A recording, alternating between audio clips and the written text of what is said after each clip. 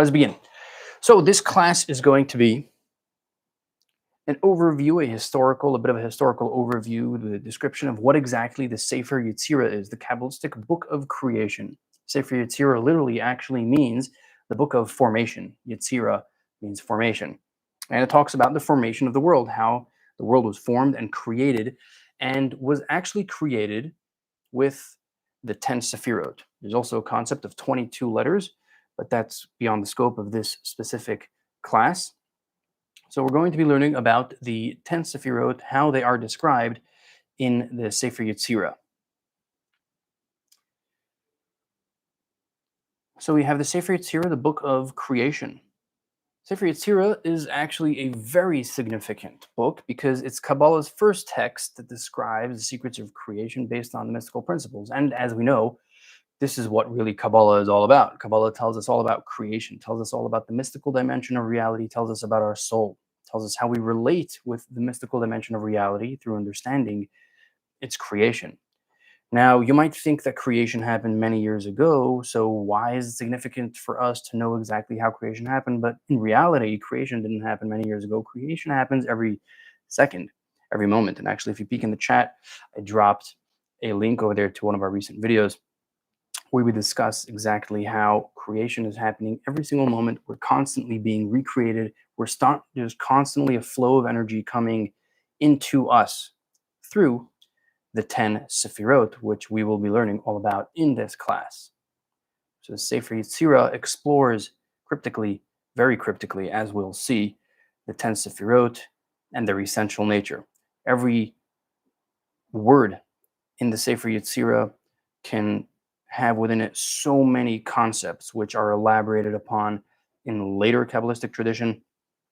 So the Sefer Yetzirah is a very powerful book in terms of its density. Who's the author? The author of the Sefer Yetzirah. So in the very last chapter of the Sefer Yetzirah, right at the very end, it speaks about Abraham. Abraham, the first Jewish person before even the times of the giving of the Torah, the father of all nations, the one who discovered God over idols, idol worship. Everyone around him was serving idols, and his family, his kingdom, everyone around him was serving idols. And suddenly he started thinking, and he realized that it can't be that the sun, the moon, or the stars have created the world. It can't be that these idols, which are formed by human beings, something out of something else, could be the ones that are in charge of all the forces in reality. Abraham realized that it must be one singular force which is beyond all of reality, and that is God. So Abraham discovered God, and that's what it says right over here in the last section of the Sefer Yetzirah in chapter 6, part 4, and tells us that Abraham thought and discovered, looked into this, researched, and learned all of this. And therefore, many people understand that it is Abraham actually the one, based off the tradition, that it is actually Abraham that wrote the Sefer Yetzirah. But others argue that, in fact, it was not written down. It was passed down orally, like many things in the Torah, in the Kabbalistic tradition. Kabbalah, actually, the word Kabbalah means tradition, passed down orally. Because Kabbalah was kept secret for many years. So many believe that Abraham did not write the Sefer Yetzirah. It was, in fact, Rabbi Akiva, somebody who existed many years later, more than 1,000 years later, actually in the times of the destruction of the Second Temple in Jerusalem, more than 2,000 years ago.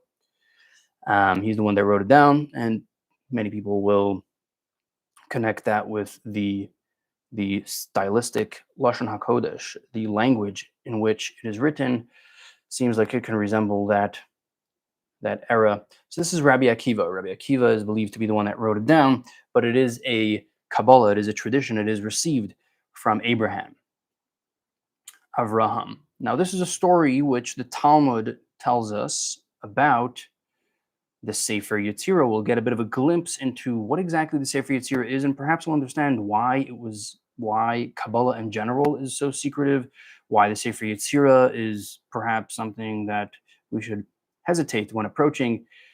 So the story in the Talmud is brought, sources Sanhedrin 65b. Rav Chanina and Rav Oshia, would sit every Shabbos Eve and engage in Sefer Yetzirah. They would be studying this Sefer Yetzirah. And a third born calf, not perfectly understanding what exactly that means, but they would basically create a calf and then they would eat it. So they were delving into the depths of the secrets of Kabbalah and the secrets of creation, the way they are described in the Sefer Yetzirah. And they had the ability of creating their meal, their lunch, or evening would actually be dinner. They were actually able to create their dinner, and obviously, this dinner would give them the energy to continue delving into the depths of the secrets of creation. So that's a little bit about the Sefer Yetzirah. People who, if we will read the Sefer Yetzirah, like we will see that it's just describing how Sefirot, which we'll be learning about, work. It seems like it can be something technical. How exactly can you learn to create something from it? Well, actually, if you connect to it on a very deep level, and as we will see, us human beings have a set of these 10 Sefirot within us. When we connect to it on a very deep level, and if we're very sincere and we understand it in the right way, then that gives us a bit of a glimpse into the forces of creation. And when we are aligned with spiritual reality, we actually possibly have that ability to bring something new into this world.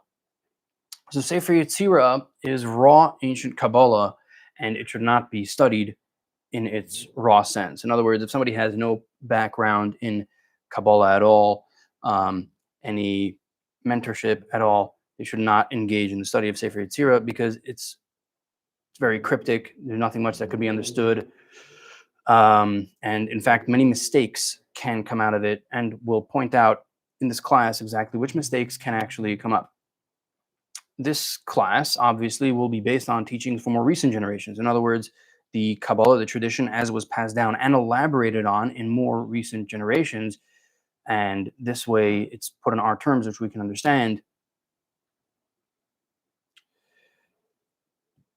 And without any further ado, let's begin. Right in the beginning of the Sefer Yetzirah, it tells us that God created this world.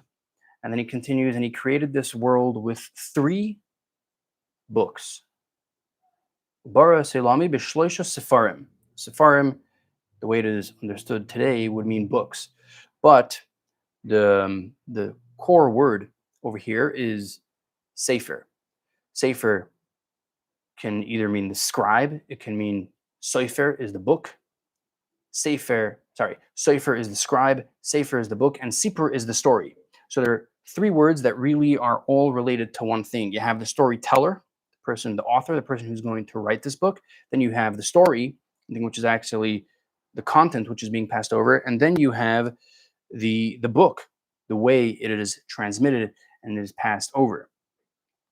And this actually seems like, what does that mean? God created the world with 3 concepts of storytelling, with a storyteller, a book, and a story. What does that mean? Well, actually, creation can be, in a certain sense, imagined like the process of writing a book. And they are the 3 stages of the transfer of information. So let's say every single person, if you want to write down a story, you want to express a certain idea to somebody else. Let's say you have a feeling, you want to explain it to somebody else. So there's you. There's that person which has so many things beyond the ability of just expressing. Let's say if you have a feeling of love or of fear and you want to express that to somebody else, you want to explain to them exactly what you're feeling. You have so many other abilities. You're a person which can learn. You're a person which can have relationships. You're a person which can become a big scholar. There's so many more abilities that a person has than a specific expression. So there's the person himself, there's the storyteller, and then there is the book. The way that story is going to be imagined within the storyteller, the idea which is going to be conveyed, which the storyteller wants to convey. He imagines in his mind what exactly he's going to be sharing with the outside world, and then there's the story. Then there's the way it is actually presented, the actual presentation of the story. And when we look into this, this is also similar to how God created this world through the 10 Sefirot, and let's see exactly how that happens. So we have the artist, we have the idea, and then we have the result. The artist, in the case of God, refers to God's infinite ability, his true reality, which is something which is completely beyond us. And then we have the idea. So to speak, God wanted to, for whatever reason, express a limited, specific idea out of his infinite capabilities and express one specific thing. And that's what this diagram is showing, a line of one specific idea which will be transmitted. And this is the idea, the way it is being imagined, so to speak, by God, within God still. And then there is that idea, the way it comes into fruition, the actual presentation of the story comes out into being.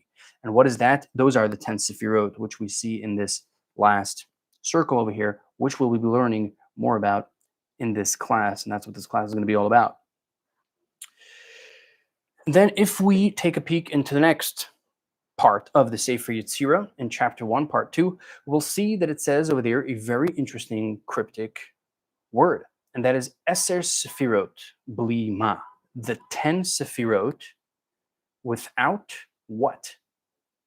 10 Sefirot without what? What does that mean? What it means is that they are in a singularity state. They don't have individual being onto themselves. They're all squashed, so to speak, metaphorically together. They're all within one thing. They can't express separately one from the other. And therefore, they are considered without what? They have no personal identity. They're all together. There's no separation. There's no details. And then we have another passage in the Sefer Yetzirah, which will tell us that there are Eser v'lei Tesha, Eser v'lei Echad Aser. There is specifically 10 Sefirot, not 9 and not 11. Now, if we take a peek previously into our diagram, which we showed over here, and we'll count the circles that we have over here showing us what the 10 Sefirot are, we'll actually notice that there's 11. So how exactly does that play out? And why exactly does this diagram show this? And what exactly does this mean? This Sefer Yetzirah, the Book of Formation, is being very explicit over here. There are only 10, not 9, not 11. Why would you think there's 9? Why would you think there's 11? And what exactly is this coming to tell us? So we have these 10 Sefirot in their singularity state. And this singularity state would actually fit in to that previous state which we were speaking about, where we said we had the artist, the idea, and the result. This would fit into where the idea is. In other words, before the Sefirot come, as 10 individual Sefirot, they have this singularity, this superconscious or subconscious, however you want to think of it. There is this state in which they're all about to come out. The story is all there, but it's just all singularity, all within the storyteller, not yet brought out into fruition, into expression. So we have 10, not 9, 10, and not 11. So in this diagram, which is actually the logo of our Kabbalah Demystified over here, you might notice that we actually made it that there's a bit of a hole on the top and there's a bit of a hole on the bottom, which leaks in, which makes a passage which leaks straight through. You might wonder why that is. And actually, I was thinking of a very specific idea when we put this together, and let's learn about that right now. And that is because in the 10 Sefirot, the lowest becomes the highest. What exactly does that mean? As we said that creation happens through a storyteller, and then there is the story the way it is within the storyteller, and then there's the actual presentation of the story. Then what happens is, when you start saying this story, you begin to unveil it within words. And those words will conceal your true intention. Perhaps if you're trying to explain a feeling, that feeling is never really being transmitted from you to another person. What is being transmitted is words, and the other person can either understand those words, misunderstand them, or completely not understand what you're talking about. So creation comes through these layers of concealment. God is infinite, and in order for us to be created as finite, specific, individual beings, we need to conceal God's infinity in order for us to come out into creation. And the transfer of information comes through something which is a metaphor. So let's look at this right over here. We have the 10 Sefirot over here. This is also going to explain why there's 10 specifically and not 9, 10 specifically and not 11. So we have the 10 Sefirot. Now the 10 Sefirot go through a layer of concealment. What is that concealment? That concealment is taking the true idea of yourself and putting it into an analogy, putting it into a metaphor which somebody else can understand. So let's say if I have this idea in my mind, you want to explain to somebody something that you understood. So what happens is you'll put it into a metaphor, something which they can relate to, and then you'll explain that metaphor to them, and then they understand the concept through the metaphor. That metaphor kind of conceals the idea at first, and then afterwards the idea is brought down, so to speak, to a lower level. That's exactly what's happening here with the Ten Sefirot. God creates these Ten Sefirot, but they're too infinite, they're too connected to God for us to fully relate to. So what happens is God, so to speak, puts them into a concealment, just like a metaphor. He puts the Ten Sefirot into a garment, so to speak, something which covers up on their true intention, their true meaning, their true spirituality, their true holiness. And they bring forth another set of Ten Sefirot, which resemble them, but only metaphorically, right? And then those Ten Sefirot bring another Ten Sefirot, which also resemble them metaphorically. So it's kind of like a chain of information. So imagine I have this very strong emotion, which I have in my heart, and I tell it to a very close friend. That very close friend will not fully relate to my emotion in its fresh state, but they'll somewhat relate to it because they care about me. They have an emotional connection with me. And therefore, when I transmit my emotions to them with my words, although my words conceal it, but they are somewhat close to my original emotion. But then when they go on and they tell it to somebody else, their family relative, which is not necessarily related to me, that emotion suddenly gets even more diminished. It's even further.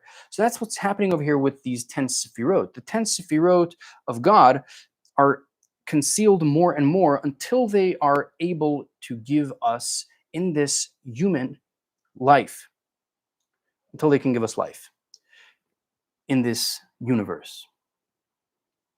And this explains why there are 10 specifically and not 9 and not 11. And that is because in the 10 Sefirot, the 10th one is the actual ability of concealing the intention of the 10 Sefirot.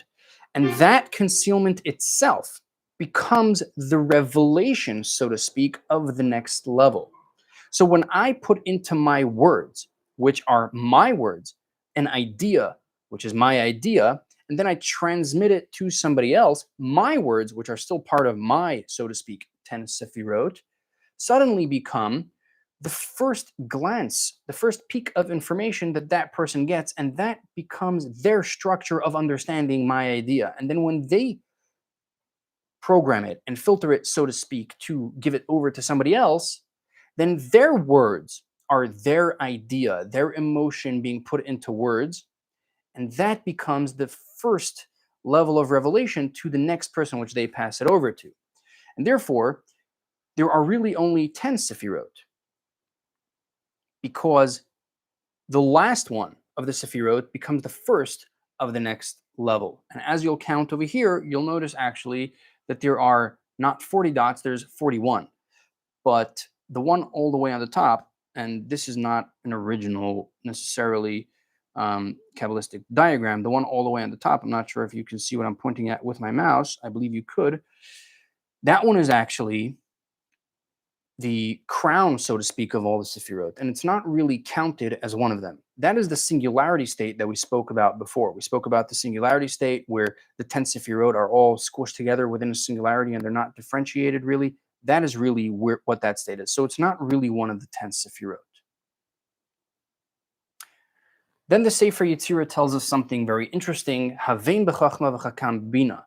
You should understand with wisdom and you should be wise with understanding. What is it trying to tell us over here?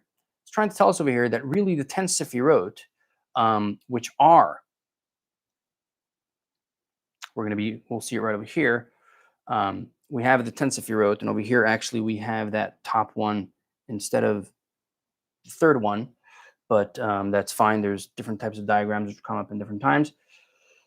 So the one on the top right is called Chachma. It's wisdom. The one on the top left is called Bina. So actually, Chachma, wisdom, has within it also understanding. As you can see, each one of the 10 Sefirot has within them a set of 10 Sefirot of their own.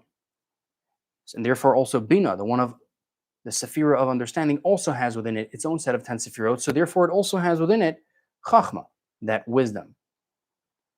And that brings us into the next passage of the Sefer Yetzirah. Midasan Eser Shein Lam Seif. They are 10, but an infinite measure of 10. And why are they infinite? Because each one of them has within it 10. And those 10 within it have the same 10 within it again. And it keeps going. So it's kind of like 10, but to an infinite extent of those 10. And obviously, this is because this is happening in a spiritual realm of godliness where, as we said before, we have the story within God, we have God's infinity, we have the artist, and then we have the way it is programmed in expression, but that's still the idea of God, which has God's infinity. And before it's concealed within a metaphor to come down into creation, to create us human beings, it is infinite. It only becomes limited and finite at a later stage. And then finally, we have this passage of the Sefer Yetzirah, notes tchilasan b'seifan, the seifan b'tchilasan. Sorry, notes seifan b'tchilasan b'seifan. Their end is anchored in their beginning, and their beginning is anchored in their end. And that is actually something that I tried resembling in this diagram, in our logo here at Kabbalah Demystified. As you see, there is a line that goes straight through, one line that goes straight through all the way from the very top and all the way through to the very bottom. But even more so, you'll notice that both the top and the bottom are open to the white void around them. That white void, let's imagine for a moment God's infinity. God's infinity is everywhere. There's nowhere which lacks God. God is absolutely everywhere, and he's perfect at all times and at all places. And then there's this story, as we said, within God, this expression, so to speak, which God wants to limit and bring and give over to us. And as we said before, the actual words, so to speak, of expression are that final stage. It's like we have an idea, then it comes into our feelings, and then we have our expression, which we want to give it over to somebody else. That expression is the last stage. But that expression is connected to the very first idea where we started programming to bring this idea and give it over to somebody else. In other words, why did God create the 10 Sefirot? Why is it, and the 10 Sefirot are, as many of us may know, they are the abilities of understanding and of feeling. We have wisdom, understanding, and then we have intellectual connection, and we have love, and we have fear, and then we have compassion, and we have ambition, and then we have humility, connection, and then we finally have expression, that expression to bring and program an idea which you have within you to give it out to somebody else. But why is it that God created, so to speak, these abilities of, so to speak, understanding a concept and then feeling for it and then wanting to express it outwards? Why was that? That giving outwards is everything was created. In other words, all this revelation, the reason why spirituality was created in an intellectual form and in an emotional form is in order for it to come into an actual expression, to be put into those actual words, to be processed by a separate being, by another creation. So imagine we want to build a house. Yeah. So we go to the contractor and we tell them what we want to do. And that's our idea, which we have in our mind. Why? Because we want to have a house which within it we can live. So why would you say that I spoke to the contractor? Why would you say that I was invested in the details of everything that's going to be in the house? The ultimate reason is that I can sit there and relax in it, that I should have that ready-made house that the action should actually have done. So all of the 10 Sefirot, besides for the last, are like intent. They're when you do a good deed, I want to do something good. So what was your intention? Were you intending to do something good? Let's say I give charity to somebody. Did I really have the feeling within me that I really have compassion on this person, or did I just give it? What about a person who really has compassion to this person, has $100 in their pocket, but is just not going to help out the other person? And then you have another person who is not necessarily very compassionate, but they see that there's a person that needs help and they have $100 in their pocket, so they'll give $100 to that person, but there's no emotional connection. Which one do you think is more important? Well, what the Sefirot here are telling us, and what the book of formation is telling us here, is that the beginning is anchored in the end, and the end is anchored in the beginning. The action is the main thing. The action is connected to the very initial intent. In other words, the infinity of godliness does not express in all the spiritual levels and layers of Kabbalah. Where does it finally really express? Here in our human experience. In other words, why were all these spiritual worlds created? Why was there this whole sequence of concealment after concealment? Why did this all happen?